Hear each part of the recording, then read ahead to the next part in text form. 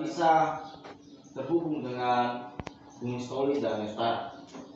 Tapi bagaimana dia mengirim, misalnya tukang pos ini mengirim surat ke rumah si Wan Plus.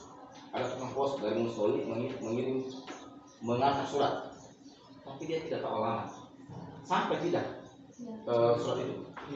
Tidak sampai, karena dia tidak tahu alamat.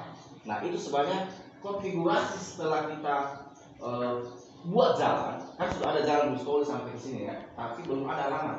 Inilah jalannya, ini contoh jalan itu sudah ada kabel, namun belum ada alamat. Sekarang kita coba buat alamatnya. Kita buat alamat rumah kita supaya tukang pos tidak salah kirim surat. Cara membuat alamat pada komputer, alamat itu sering diistilahkan pada komputer itu adalah apa? Jangan tahu. Alamat pada komputer sering diistilahkan apa?